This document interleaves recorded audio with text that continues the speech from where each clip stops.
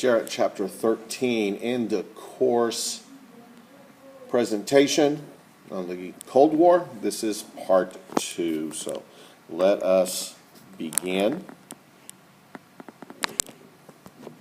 So the Cold War, we're continuing where we left off the other day, the last time we saw this, and so we're looking at the Cold War begins, and trying a new color there with my lines. Hopefully see how that works out.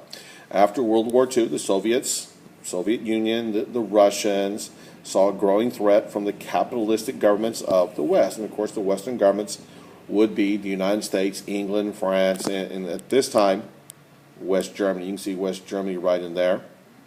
After Germany had been divided by the three major powers, really, the United States, England, and Russia.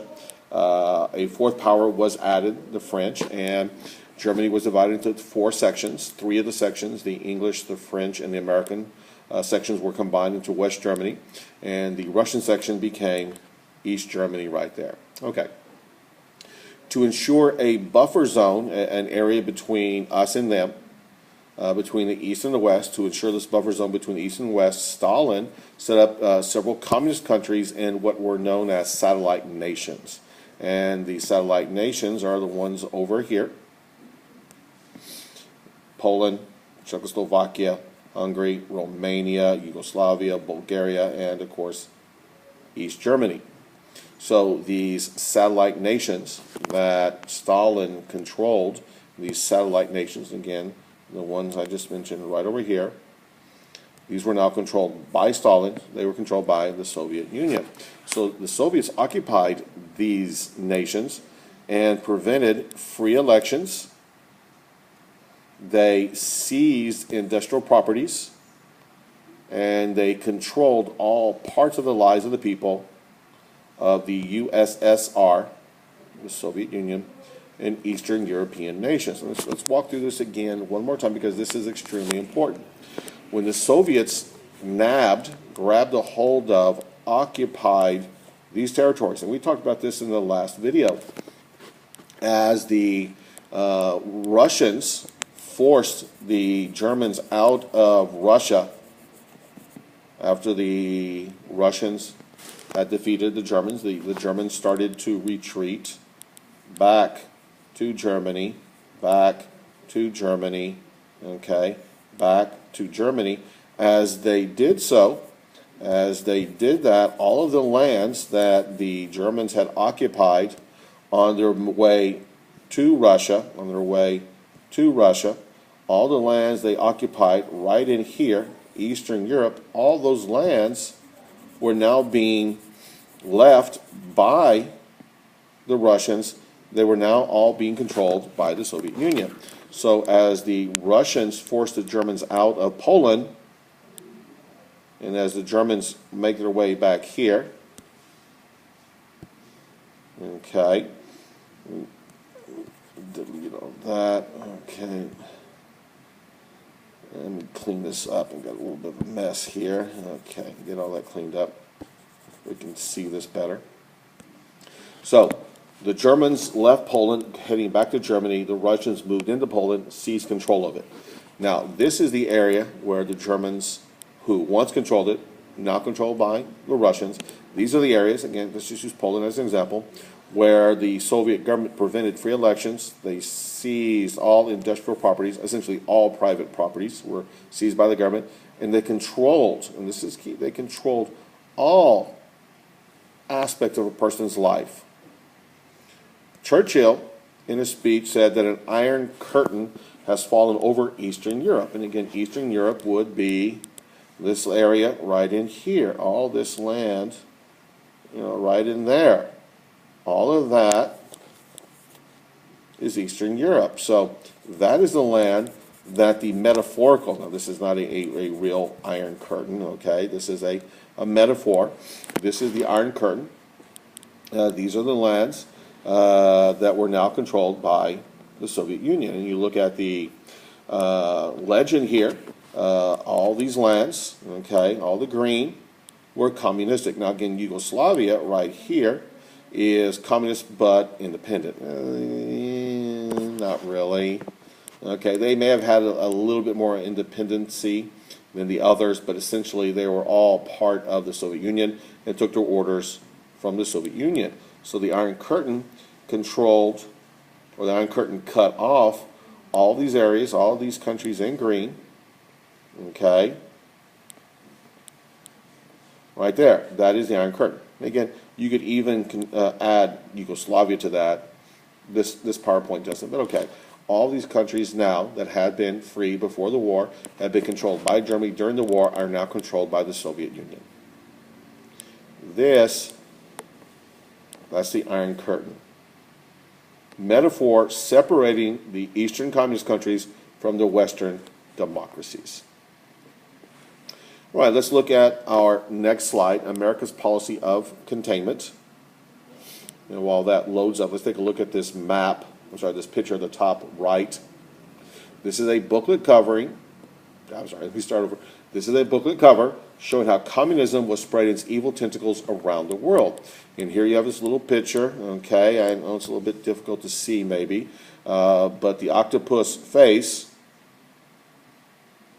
right there, that's Joseph Stalin. And each tentacle is worming its way into different countries. Stalin and communism tries to take over the world. Okay, so our policy of containment. Let's look at the definition of containment. Containment was the stopping of the spread of communism to already free democratic nations. But, this is important, but not fighting it in nations that were already communist. So if you're a communist nation, sorry, sucker, you're on your own. We're not going to help you. If you were a free country, we, the United States, we, the Western democracies, would help you stop communism from entering your country. That is containment. So, we responded to the Soviet Union's dominance over Eastern Europe with this policy of containment. We had seen in the previous slide how all of Eastern Europe was now under Soviet control, and so we came up with this policy of containment, and this was the basis of the Truman Doctrine. We'll talk about that. The Truman Doctrine, containing, stopping the spread of communism. Stopping the spread of communism was at the heart of the Truman Doctrine. Let's move on to our next one.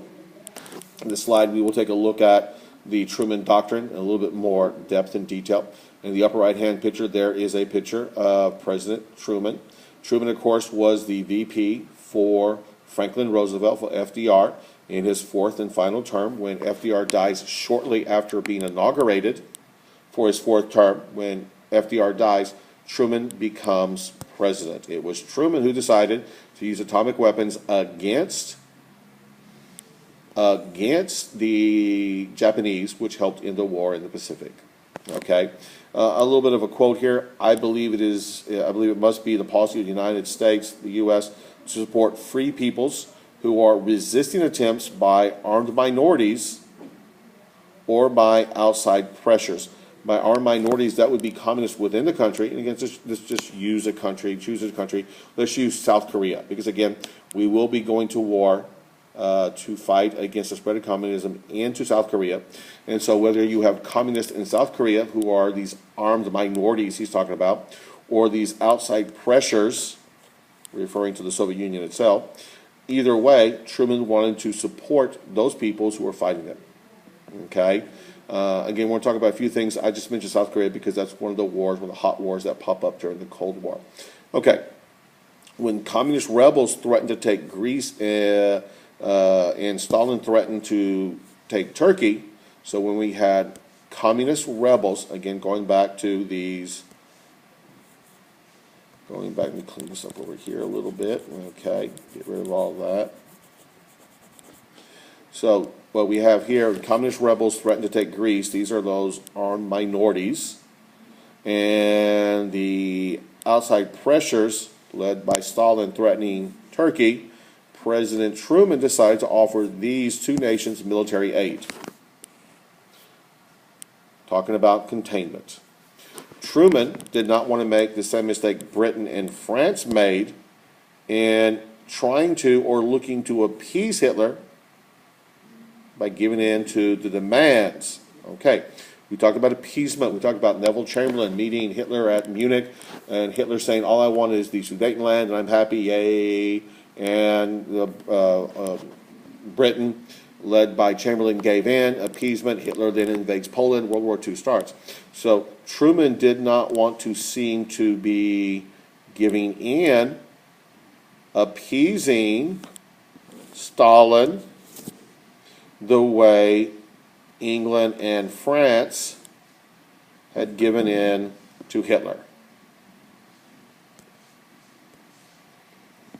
So Truman promised to support any country fighting against communism.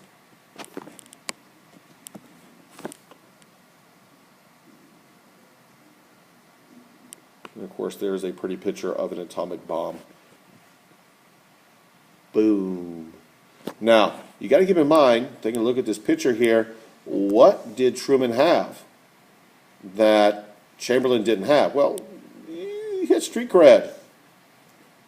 I can't believe I just said that out loud. Street cred. Yeah, I'm cool. Anyway, he had credibility.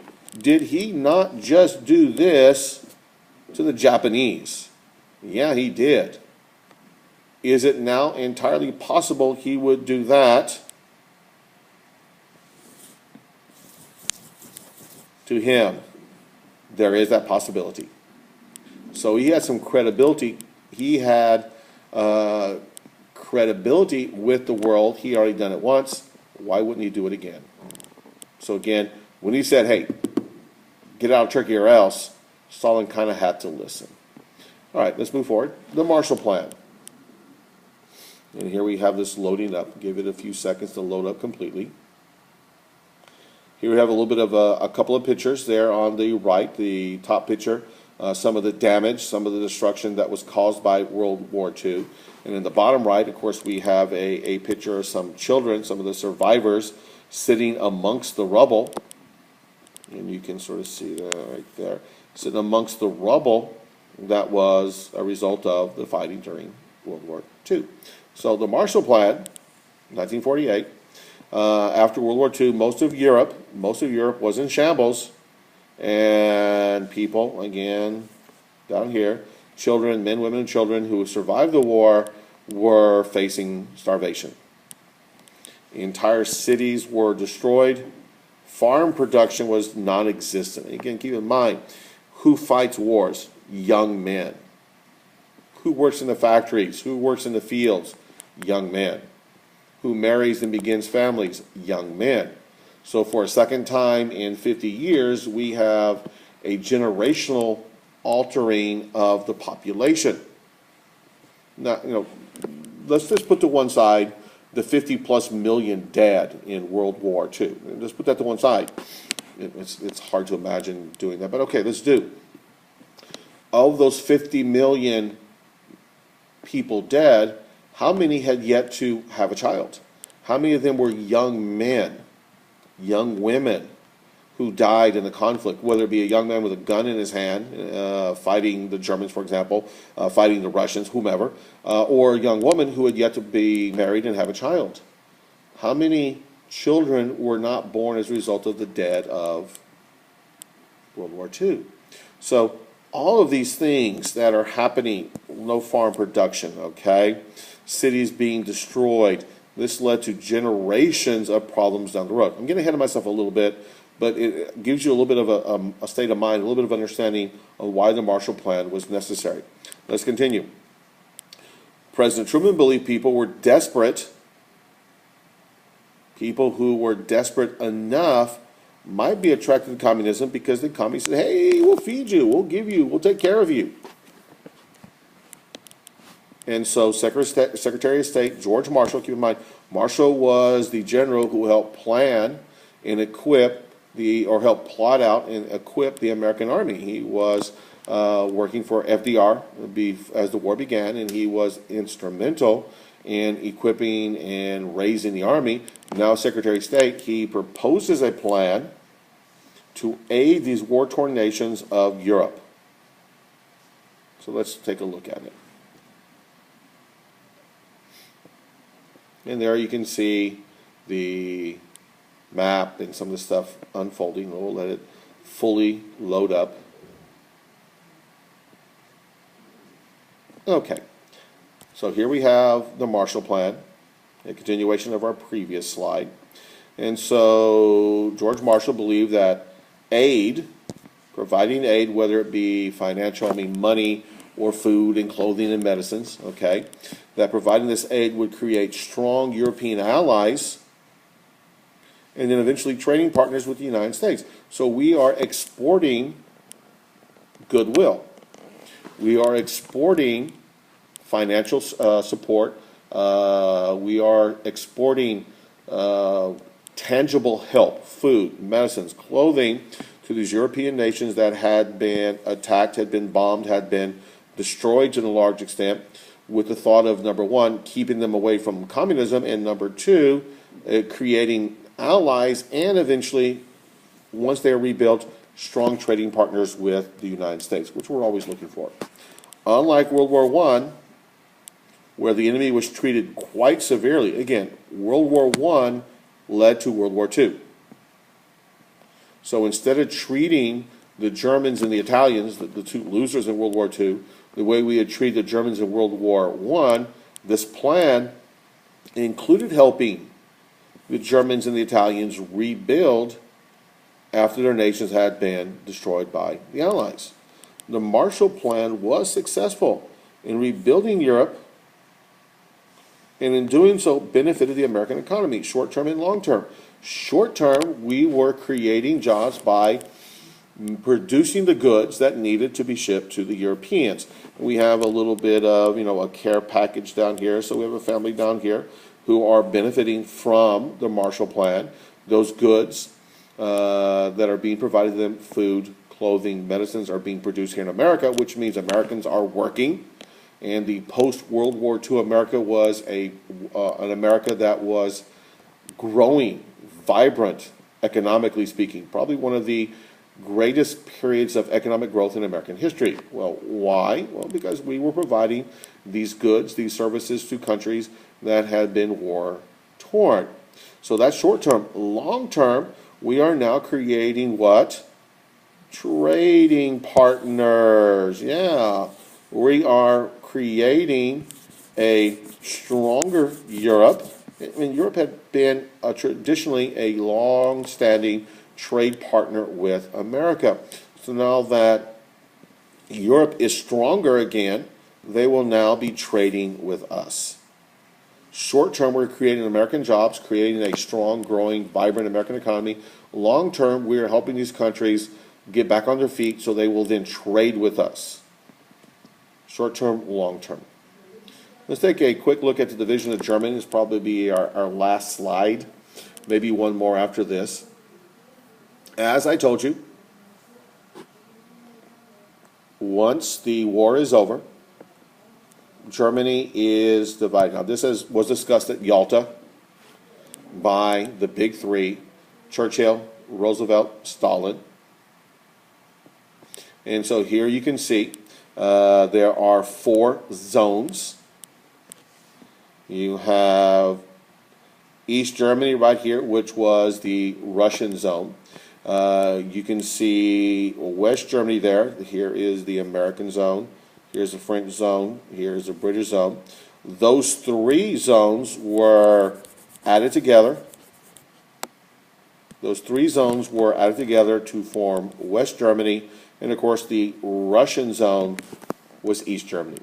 West Germany was democratic. It was capitalistic. It was successful. East Germany, not so much. Communistic, socialistic, its economy sucked. Okay? By the way, we'll do the exact same thing with Berlin. Right there. Berlin, which is the capital of Germany, just happened to fall in what became the Russian portion, East Germany. Okay. So, at the end of World War II, Germany was divided into an Eastern Bloc and a Western Bloc. The Western Bloc, of course, was what we just saw right there. Okay? The Soviets controlled the Eastern Bloc, which is named East Germany. Again, it was communistic, it was socialistic, and it was not successful. The United States, Britain, France controlled the Western Bloc, which became known as West Germany. It was capitalistic, it was democratic, it was highly successful. The city of Berlin, which is located within the country of East Germany, was itself divided into West Berlin and East Berlin. West Berlin was democratic, it was capitalistic, it was successful. East Berlin, not. And so what we have here as well, we have that Iron Curtain right there. Right here, this black line, now this green line I am illustrating, a metaphorical line separating East and West. The Iron Curtain, again, the Iron Curtain separating East and West. The Eastern communist countries from the Western democracies. Let's take a quick look at the divided city of Berlin. Since we're on, we're discussing the division of Germany, let's take a quick look at this. And this should take us, and we'll stop it with this one. So, Berlin, a divided city. And as I told you, Berlin, and as we saw on the map, was entirely in East Germany, which was controlled by the Russians. Although there was no actual wall yet separating the two sides, Berlin was a divided city. In the democratic western half, the people lived well because they live in a capitalistic society. They had many choices, and they had a relatively enjoyable life. Again, keep in mind, they had just gone through a war, so there were those problems, and they probably lost family members and friends who died in the war. But again, beyond that, in the communist eastern half, life was not anywhere near as well off. The choices in most of these parts of the parts of the city, of the lives of people living there, was extremely limited by the government. Again, what is communism? Communism is government control. Democracy is control by the people. In a communistic country, choices are limited. In a democracy, choices are essentially unlimited. As a result of the huge differences between the two halves of the city, people in East Berlin, got smart and started moving to West Berlin. Why am I going to live in a communist toilet when I can walk across the street to West Berlin? The Russians, as you can well imagine, became concerned that too many people were leaving the East for the West, and they had to stop it. Now again, if they did not build the Berlin Wall, essentially anyone in East Berlin, anyone in East Germany, anyone could get to East Germany, and then East Berlin could go from east to west, from communist to democratic, from failure to success. So what did the Russians, what did the East Berliners, what did the East Germans have to do?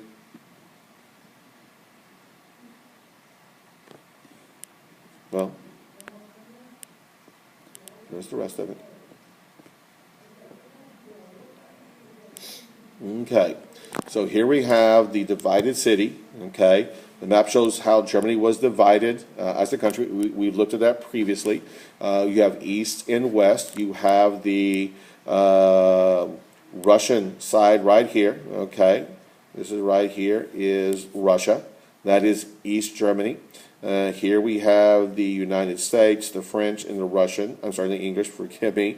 The Americans, the French, and the English. This is West Germany, okay? So we have East and West Germany, West Germany, democratic, capitalistic, successful. East Germany, communist, socialist, unsuccessful. Okay? Now, what we have here on the map on the right, Berlin being divided as a city, the exact same thing.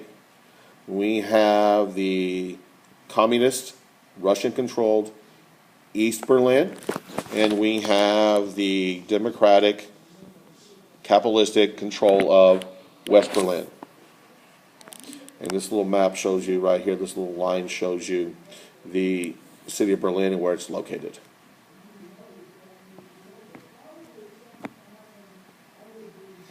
Okay, well, we're going to stop it at this point, and we're going to come back and start our next slide presentation with the Berlin Wall going up and how the communists thought that that would stop what is going on. Okay, so we're going to stop at this point.